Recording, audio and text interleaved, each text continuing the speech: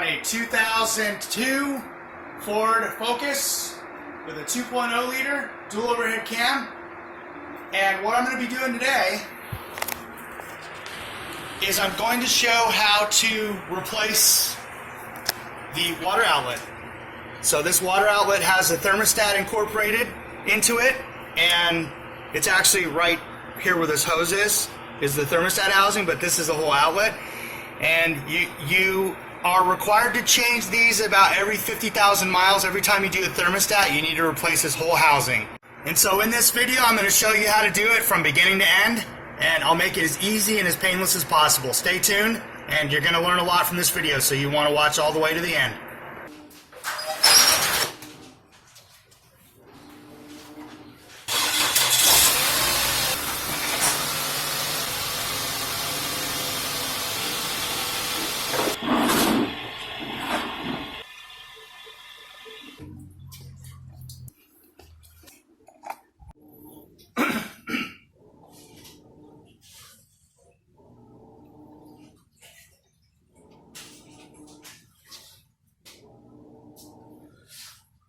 Yeah, so it's a, thank you, it's a 2002 Ford. Yeah, it's a Ford Focus, 2.0 liter. And the 8th VIN digit is 3, it's a dual overhead cam. Yep, so I need to get the thermostat housing water outlet unit assembly. And some Ford approved coolant. Mixed 50-50.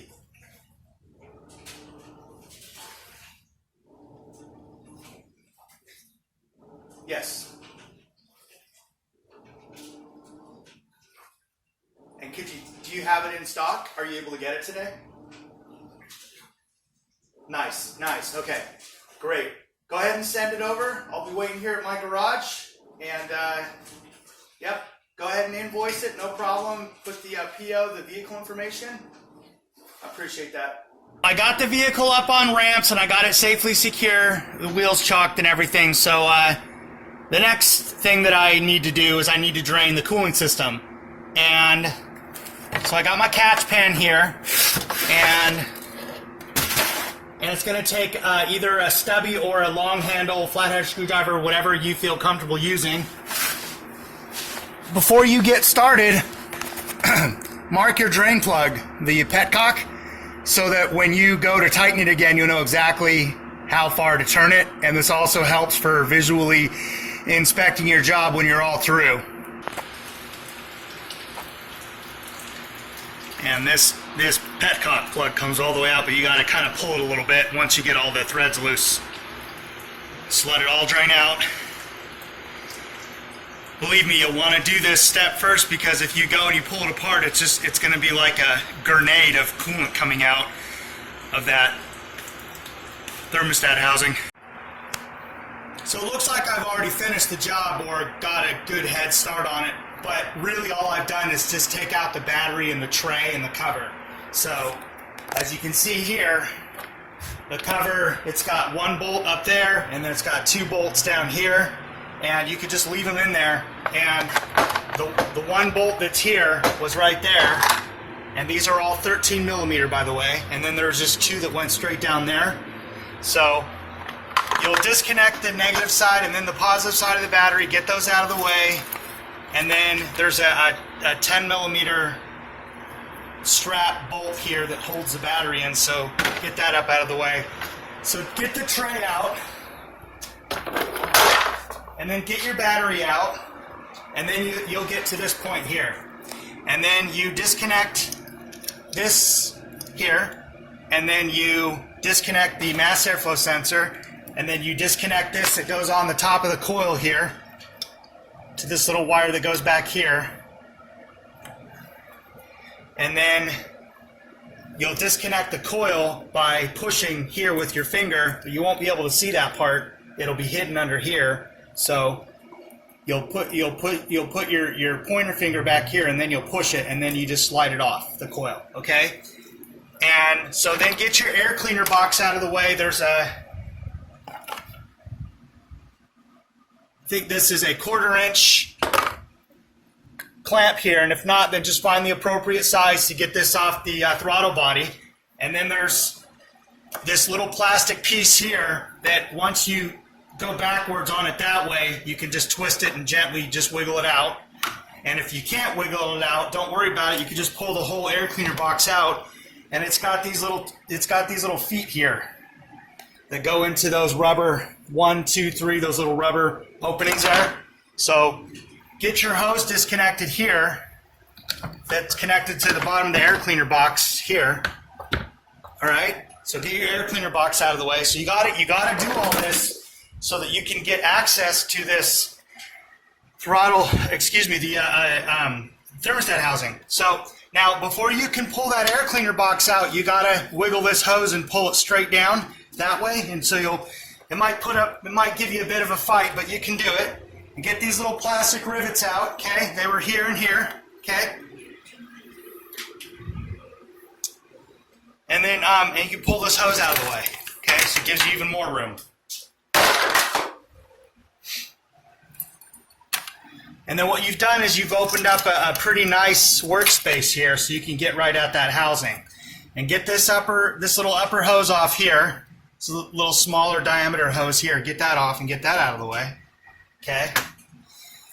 And then what you need to do is number the coils, or the spark plug wires. So this is always cylinder number 1, where the front of the engine is, where all the belts are. So 1, 2, 3, 4. And then there's 3 bolts that are T40 Torx. There will be one 10 millimeter bolt here that's going to go right in here. That's going to prevent you from getting the coil off. So make sure you get that one too. There'll be one here, there'll be one here, and there'll be one way down there.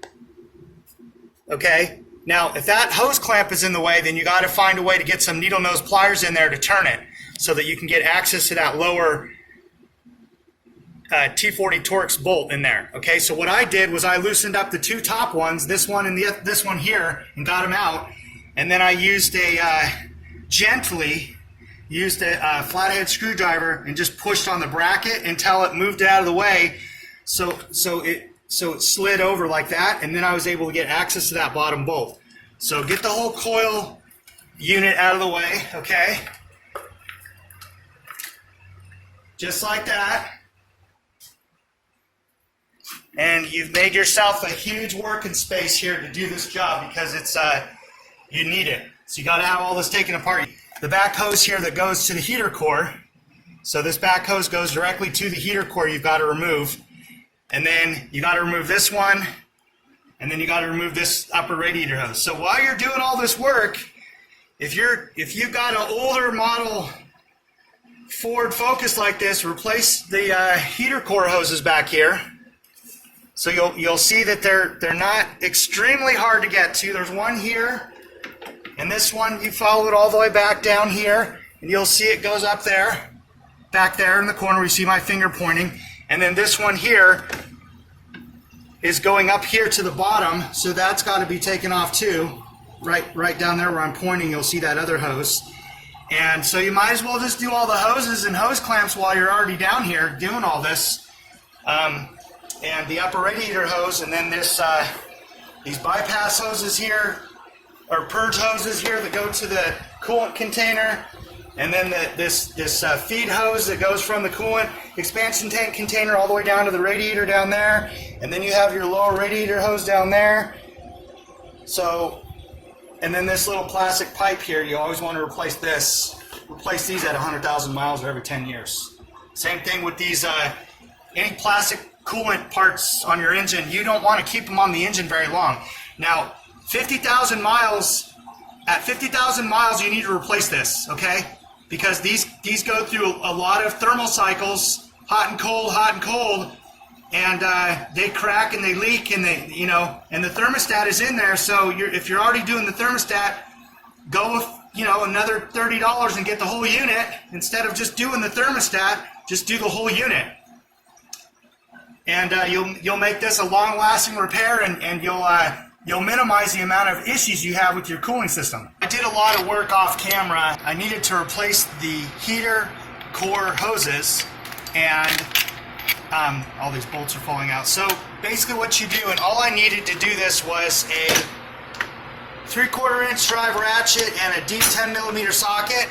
And there's 3 bolts that you take out of this housing, and they're in pretty tight. The factory specs are 15 foot-pounds for these bolts here. And so yeah, just be gentle, make sure you use the right socket. Once you get it off, you'll be to this part here, and then in the next clip I'll show you how to put the new one on. So get yourself some carburetor parts cleaner or brake parts cleaner and a wire brush, and clean that area real good and wipe it down with a shop towel. And you see I put another shop towel below it because there's a plastic hose here that goes to the PCV valve right there. So that's a PCV valve elbow, and so this plastic hose, you don't want to get brake parts cleaner, carburetor parts cleaner on it because it might eat away at the hose because it's rubber or plastic.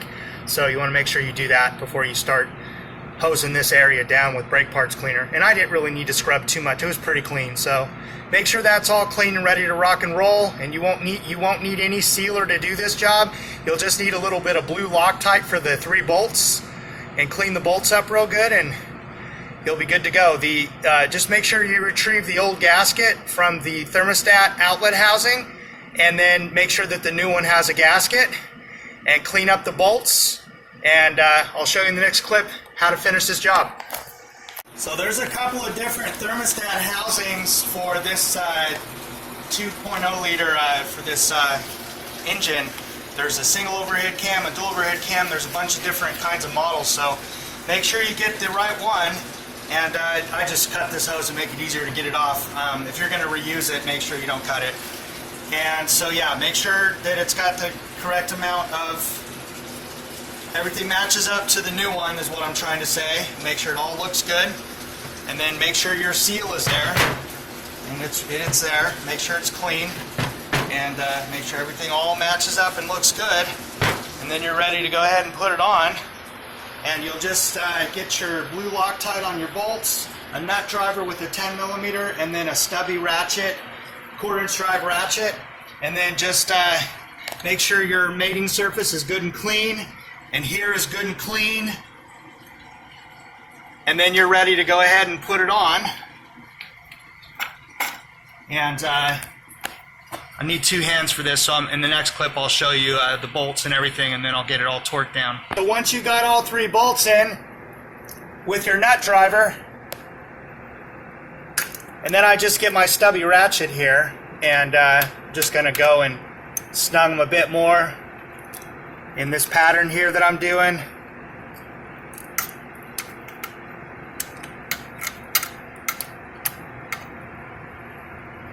Okay, so just go there, the very bottom, there, like that, so you kind of get it all even. And once you get them all snug, then get your torque wrench on there.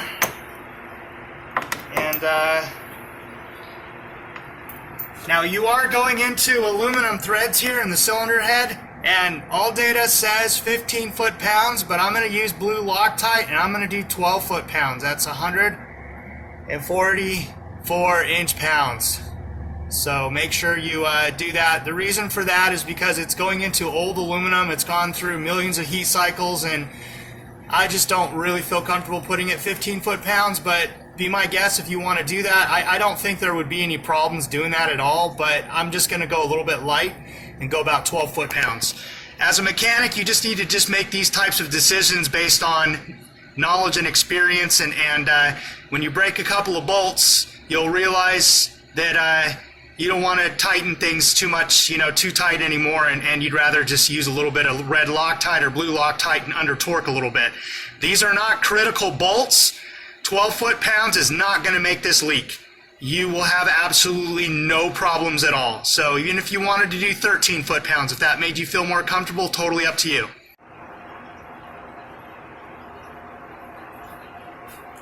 Alright, so let's get those 3 bolts torqued here. So I'll just start with the upper one, and then I'll do the lower one to kind of keep it as much of a crisscross as possible in the upper one. Once you get all 4 of them or 3 of them done, you'll just go like you'll go to the 1, closest to you, and then you'll go to the next top one, and then you'll go to the bottom one. You did a good job. Now put everything back on that you took off. Basically, it's all just in the reverse order of how you removed it. Thanks for watching. See you on the next one.